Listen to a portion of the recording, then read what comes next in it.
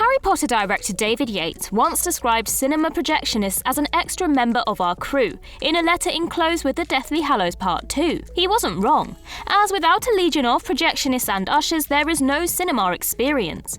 Indeed, staff in multiplex cinemas are likely just as poorly paid, overworked and stressed out as the various runners and junior staff members on big Hollywood film sets. In short, cinema chains and their employees are often just as vulnerable to the whims of movie directors and producers as those working on set. With that in mind then, I'm Ellie with What Culture, and these are the 10 craziest cinema demands made by Hollywood. Number 10. William Castle installs vibrating seats. William Castle's movie gimmicks were legendary and have inspired the work of directors like John Waters and Joe Dante. He was cinema's greatest showman, promoting his schlocky B-movies with all manner of fun stunts. One of his best known was the fright break during 1961's Homicidal. Castle promised that anyone too scared to see the end of the film could be refunded, so long as they sat in the bright yellow coward's corner and signed a declaration that they were a certified coward. His most infamous stunt was Percepto, a cinema chair rigged with buzzers operated by the projectionist at the right moment in 1959's The Tingler. To set the scene, Vincent Price plays a scientist who has discovered a parasitic creature that feeds on fear.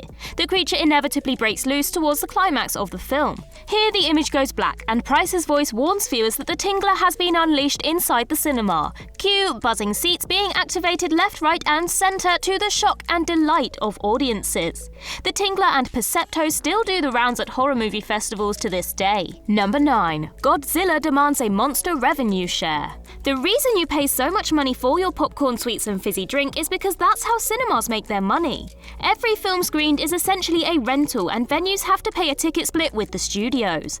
Generally, this is 60% to the studio and 40% to the cinema. This 40% generally covers the running of the place, but it's in popcorn where the real profits are. So the next time you're ranting and raving at some poor kid on minimum wage about the price of a hot dog, remember that it's not their fault, it's Hollywood's. Case in point, Sony's revenue share deal for their 1998 westernized reboot of Godzilla. Breaking with the traditional 60-40 split, the studio instead requested a whopping 80-20 split, and in some cases 90-10. Such a huge hike made the trade papers and infuriated cinema managers, who were soon feeling the pressure to make up the difference with concession items. Sony's extraordinarily high revenue share deal might have been due to the studio seeing the writing on the wall and attempting to recoup as much money as possible, as Godzilla would end up as a critical and commercial flop. Number 8. Peter Weir wanted to turn The Truman Show's cameras on his audience. Whilst it's certainly not the first film to explore the concept of reality television and the inherent ethical implications, The Truman Show tackled those themes in a broad, accessible commercial comedy.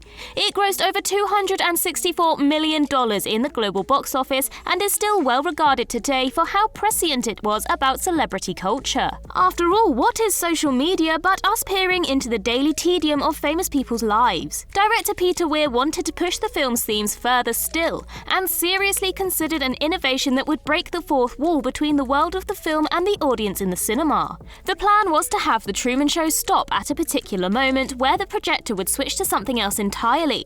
Live footage of the audience staring back at themselves. It's a neat gimmick, but due to the logistical and technical headaches presented by the concept, it was eventually abandoned before the film's release. Number 7. Warren Beatty wanted cannon fire in Bonnie and Clyde. The iconic western Shane left a lasting impression on a teenage Warren Beatty back in the 1950s. His defining memory of the film was how much louder the gunfire was in the film's sound mix. This was a deliberate move by director George Stevens to startle his audience. When Beatty produced and starred in 1967's Bonnie and Clyde, he wanted to emulate this same effect. He requested that director Arthur Penn and his sound department ensure that the sound of gunfire was much louder than anything else on the soundtrack. He wanted the guns to sound like cannons. Fast forward to the film's UK premiere, and Beatty is horrified when he can hear that the gunshots are much lower in the mix. Immediately heading upstairs to the projection booth, the star confronts a slightly bewildered projectionist. After testing the print, the seasoned projectionist had assumed that the loud gunshots were a mistake and softened them before the premiere. Rather than ruin the film, the projectionist asserted he had helped BT's film, commenting that it was the worst sound mix he'd encountered since Shane. Number 6. Earthquake sense surround technology is all too real. Posters for the 1974 disaster movie Earthquake promise that you will feel as well as hear realistic effects such as might be experienced in an actual earthquake. This was thanks to a new innovation known as sense surround, a low-frequency sound system that increased the bass on sound effects so that they were felt rather than heard. Such was the impact of sense surround's low-frequency rumbles that the historic Grauman's Chinese Theatre erected a safety net to protect the ceiling from caving in and killing the audience. While some paint and plaster came loose during the screening, the audience were left unscathed. The paint and plaster, incidentally, was even less harmful than the original planned gimmick, polystyrene rocks dropping from the ceiling at specific points in the film. It's now speculated that Grauman's safety net was purely a publicity stunt deployed for the premiere, as it was unlikely to bear the weight of the ornate ceiling. Aside from some chipped paintwork, cracked plaster, and a couple of documented nosebleeds, the only ill effects of the new technology was cumbersome equipment and expense. Sense Surround was used for 4 more films before being abandoned as another failed movie gimmick. Number 5. James Bond almost ends a cinema manager's marriage. We're used to seeing James Bond steal people's wives in the films, but one real-life husband very nearly lost his wife as a result of 007. Following the overwhelming success of Goldfinger, the demand for the next film in the series, Thunderball, had reached the stratosphere. There were toys, aftershaves, even branded shoes and raincoats. It's no surprise then that Thunderball grossed $142 million worldwide, a huge figure for the time and not too shabby nowadays when you adjust for inflation. The 4th Bond film was a must-see, and the gala premiere in London had to be run twice in response to demand for tickets. The Paramount Theatre in New York decided to run Thunderball for 24 hours a day in order to accommodate the huge crowds who wanted to see the film. It got so bad that the manager's wife threatened to divorce him as he hadn't been home for days. Number 4. Steven Spielberg installs $14,000 strobe lighting in 13 cinemas for a trailer. The promotion of Steven Spielberg's Jurassic Park sequel The Lost World went the extra mile by spending $14,000 per cinema for special strobe lighting. This lighting was special because it was triggered by a signal encoded within the trailer for the film, designed to replicate the sensation of thunder and lightning during the brief glimpse of footage from the highly anticipated sequel. The president of Digital Theatre Systems promoted this new development by saying it's one thing to create lightning on the screen, but when you also have it coming from the rear and sides, it creates a whole environment. The function wasn't rolled out when the film was released a year later in 1997, but variations of the technology have followed in its wake. Number 3. Quentin Tarantino resurrects the projectionists. The celluloid versus digital debate has been rumbling on for more than a decade now. Many directors still prefer to shoot on film and continue to release their movies on 35mm and 70mm prints. The problem is that many cinemas got rid of their old-school reel-to-reel projectors and platters, then let go of their projectionists. Many cinemas don't even hire projection staff, entrusting the running of their digital projectors to managers and trained ushers. Skilled projectionists are therefore an endangered species, so in an attempt to protect them, Quentin Tarantino put Miramax's money where his mouth is. The studio is said to have invested $8 to $10 million in sourcing and rebuilding 70mm projectors in order to show Tarantino's 2015 western, The Hateful Eight, as the director intended.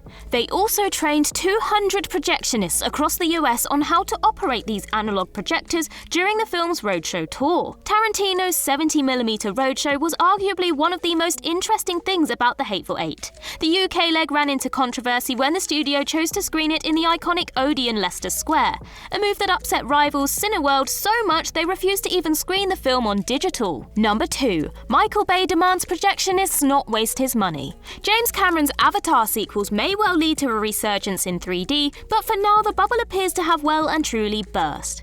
Back in 2011, however, it was still a big part of the multiplex experience. It wasn't perfect. One screening of the Smurfs movie gave an audience motion sickness, whilst many audiences complained about the 30% light loss caused by the glasses and inferior projection. Step forward Michael Bay, who, ironically for a film director so shallow, cares a lot about depth perception.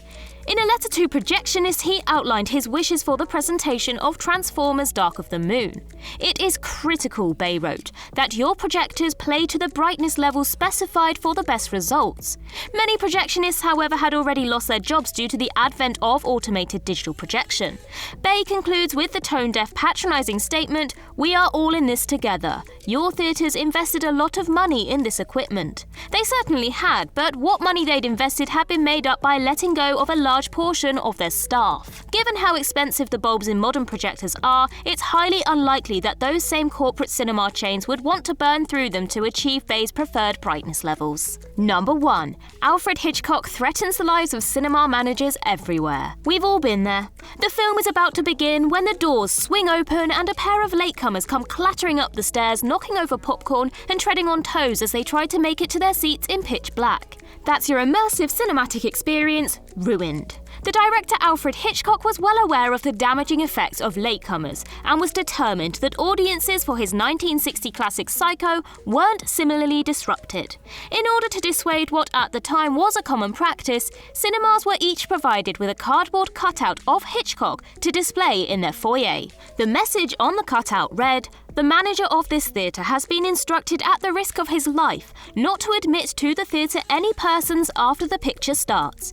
Any spurious attempts to enter by side doors, fire escapes or ventilating shafts will be met by force. The entire objective of this extraordinary policy, of course, is to help you enjoy Psycho more." The threat of death was of course tongue-in-cheek, but the no latecomers rule was written into the contracts of each cinema that screened the film, and some suggest it led to a more formalised approach to cinema scheduling. And that concludes our list. If there are any other crazy demands Hollywood made of cinemas, then please let us know in the comments below.